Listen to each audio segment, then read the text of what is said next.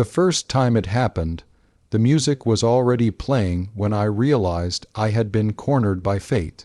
Lights spilled across the floor like liquid gold, laughter floated above the hum of a crowded hall, and before I could find an excuse to slip away, a gentle push from behind sent me forward into open space. My heart dropped with embarrassment first, then confusion, and finally something heavier when I noticed the girl waiting there standing steady on one leg, the other replaced by a polished prosthetic. That caught the light.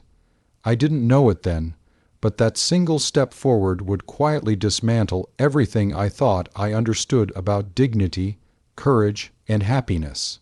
Before the story carries you further, pause here for a moment. If you believe in kindness, in second chances, and in the quiet power of human connection, please like this video, leave a comment, share it with someone who needs hope, and subscribe to Kindness Chronicles. Stories like this live and breathe because of people like you. I had come to the event reluctantly, dragged along by friends who thought a community fundraiser with live music would cheer me up after months of emotional numbness. My life had become a careful routine of work, sleep, and distraction, and I had perfected the art of avoiding situations where I might feel awkward or exposed. Dancing, especially in public, was one of those situations. I stayed near the walls, hands in pockets, eyes scanning for exits, until someone I trusted leaned close, laughed, and insisted I stop being dramatic. They promised me a harmless moment, something light, something forgettable. I believed them. That was the trick, though I didn't yet understand how grateful I would be for it. As I stood there, frozen under the lights, my mind raced with all the wrong thoughts. I worried about saying or doing the wrong thing, about offending her, about being seen as pitiful or patronizing. I worried about myself most of all, about my discomfort being exposed. The music swelled, and the crowd's attention softened into a blur. She smiled at me with a calm that felt earned, not naive, and gestured toward the rhythm, as if inviting me into something sacred rather than awkward. I realized then that she wasn't nervous in the way I was. She wasn't shrinking. She was present. We began to move, slowly at first, our steps guided more by intuition than coordination. The floor vibrated gently underfoot, and I became acutely aware of every sound, every breath. I noticed the way she shifted her weight with confidence, how her posture spoke of hours, years, spent learning her balance anew. The prosthetic leg wasn't hidden or apologized for. It was simply there, part of her story, catching the light like a quiet declaration of survival. Around us, the noise faded. The world narrowed to motion and connection, and something inside me loosened. I learned pieces of her story without words, through the way she moved and the ease she carried. This wasn't her first time being watched, and it certainly wasn't her first time being underestimated.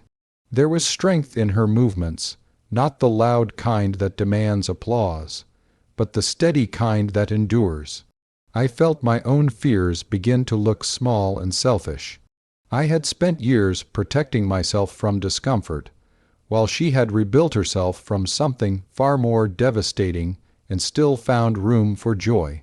As the song changed, so did the energy.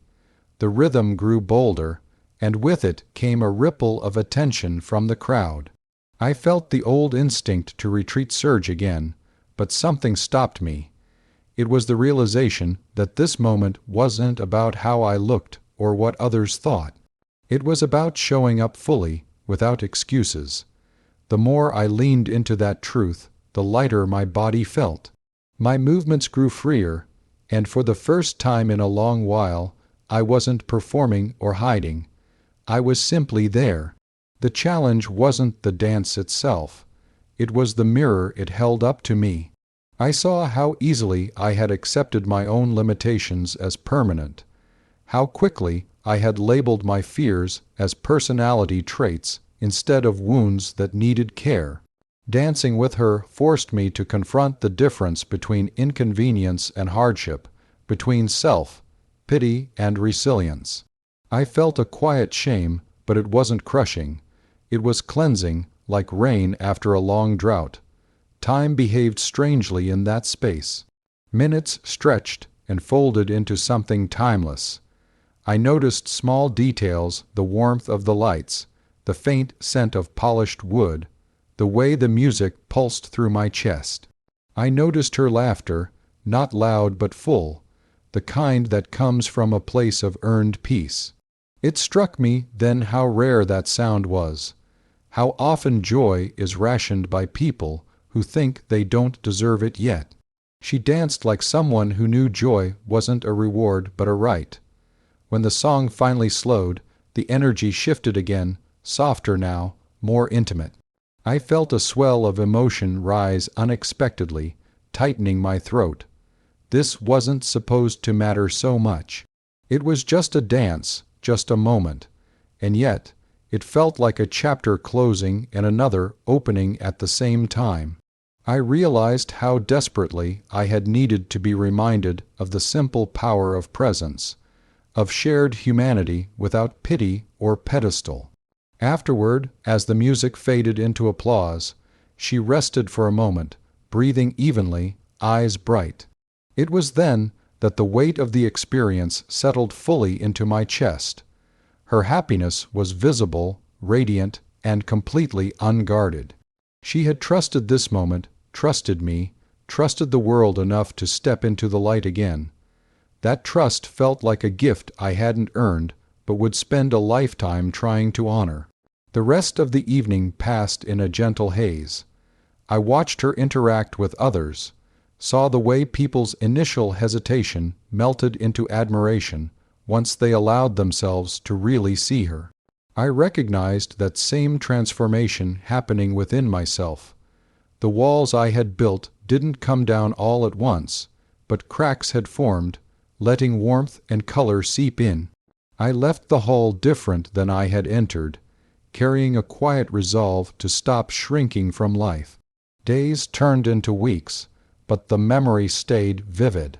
Whenever I felt the familiar pull toward isolation, I remembered the weight of that moment, the courage it took to step forward on one leg and still choose joy. I began saying yes more often, to invitations, to vulnerability, to the possibility of being changed. Not every step was graceful, but each one mattered. The true lesson revealed itself slowly. Happiness wasn't something to be postponed until conditions were perfect or pain was erased. It was something to be practiced, even in the presence of loss. She had shown me that fulfillment doesn't wait for completeness. It grows in the soil of acceptance. And in teaching me that, she gave me back a part of myself I thought I had lost. Near the end of this story, if your heart feels a little heavier and a little warmer at the same time, I ask you to pause again. If this moment moved you, if it reminded you of the strength hidden in ordinary people and unexpected encounters, please like this video, share it, and subscribe to the Kindness Chronicles so more stories like this can reach those who need them. As the memory continues to echo, I carry one final request. Before this video ends, scroll down and leave a comment. Share a line about a moment that changed you, or simply write the words, "I choose kindness." So this space fills with reminders that compassion still matters. Sometimes, all it takes is one dance, one brave step, and one open heart to change the rhythm of an entire life.